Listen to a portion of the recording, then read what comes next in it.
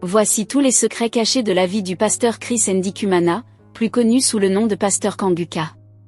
Dans cette vidéo vous allez découvrir les choses très étonnantes sur le célèbre pasteur Kanguka.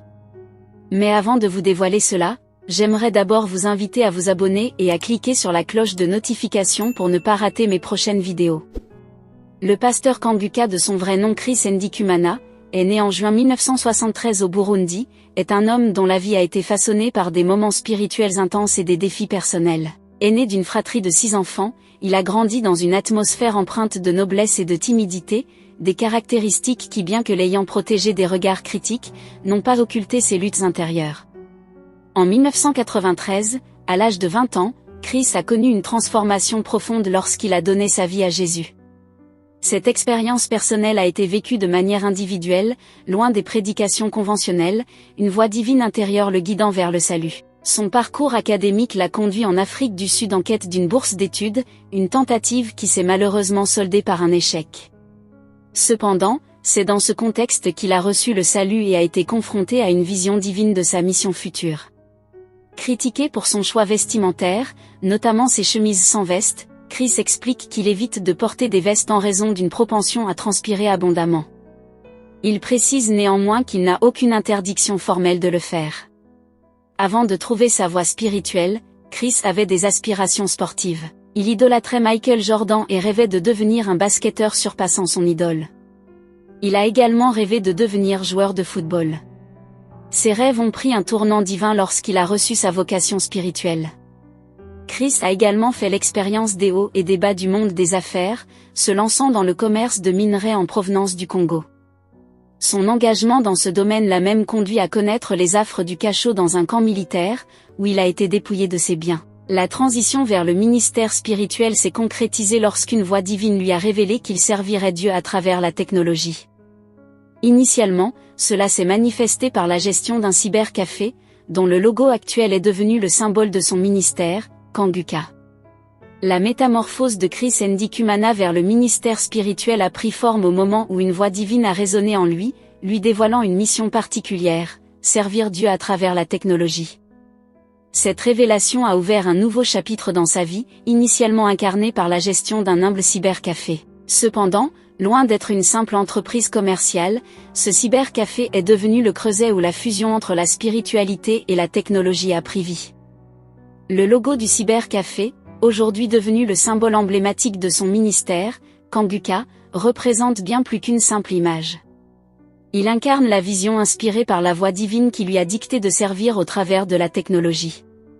Chaque élément du logo porte le poids de cette connexion divine, symbolisant l'intersection entre la mission spirituelle de Chris et son engagement dans le monde numérique. Ainsi, ce cybercafé, bien au-delà d'un simple lieu de connexion Internet, a été le laboratoire où les enseignements de Chris ont trouvé leur voie vers le monde. Le logo, avec ses contours distincts, est devenu le catalyseur visuel qui annonce la présence de Kanguka, une émission de podcast et une application dédiée à la diffusion quotidienne d'enseignements spirituels. Cette transition, guidée par la voix divine, a transformé un simple établissement commercial en un phare numérique, éclairant le chemin de ceux qui cherchent une connexion spirituelle au sein de la technologie moderne. Le monde spirituel, un monde d'opportunités. Malgré des périodes de surendettement, Chris a persisté dans sa foi. En 2006, il a commencé à écrire ses enseignements par email, envoyant des messages brefs aux gens. En 2009, une révélation spirituelle marquante a mis fin à ses dettes et a jeté les bases de son ministère. Le 27 mai 2009, une vision lui a annoncé l'arrivée d'un ange puissant pour le sortir de ses problèmes. Un missionnaire est alors arrivé au Burundi, offrant un soutien financier qui a mis fin à ses dettes et a jeté les bases de son ministère. 2 semaines après cette intervention divine, Chris a rencontré sa future femme. Leur histoire d'amour a commencé de manière unique à travers des échanges en ligne sur un site internet. Des défis, tels que des rumeurs de sida, ont marqué le début de leur relation. Rencontre avec son épouse, l'étrange connexion, quand Dieu forge des liens au-delà du virtuel.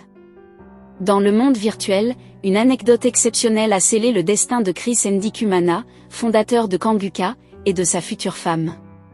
Tout a commencé avec un certain Alphonse, propriétaire d'un site internet Out of the Wall. Alphonse, généreux, a offert à Chris la gestion totale de son site. Une aubaine qui a permis à Chris de partager ses écrits et enseignements. Cependant, c'est l'interaction avec sa future femme qui a transformé cette anecdote en une histoire de destin extraordinaire. Loin au Canada, sa femme découvre le site par hasard et commence à suivre les enseignements de Chris. Face à l'afflux de demandes, Chris répond de manière générique, invitant ceux intéressés à recevoir directement ses enseignements par mail. Son épouse va donc lui envoyer son adresse mail qu'il va ajouter à sa base de données. Puis arrive l'incident qui va les rapprocher, selon l'homme de Dieu, à ce moment que le Seigneur, semble-t-il, intervient de manière inhabituelle. De simples messages se transforment en une amitié profonde, évoluant même vers des conversations sur Yahoo Messenger. C'est alors que, selon Chris, Dieu lui parle et lui dit que c'est elle la femme qu'il attendait. Le tournant vient lorsque Dieu guide Chris à demander à sa future femme de quitter le Canada pour le rejoindre au Burundi. Commence alors un amour qui grandit à travers les pixels de l'écran, soulevant des questions cruciales sur le lieu où ils allaient vivre.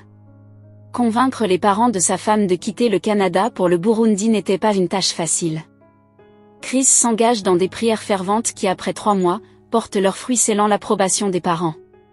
Cependant, l'histoire prend une tournure sombre lorsque des rumeurs de maladie circulent. Il est rapporté à la dulcinée de notre enseignant que Chris est porteur du VIH. Pour dissiper ses doutes, Chris se soumet à un test de dépistage du VIH, un acte qui réaffirme la force de leur lien, forgé au départ dans les recoins virtuels du monde en ligne. Le terme Kanguka, signifiant réveille-toi en Kinyarwanda, a pris une dimension spirituelle grâce au pasteur burundais Chris Ndikumana.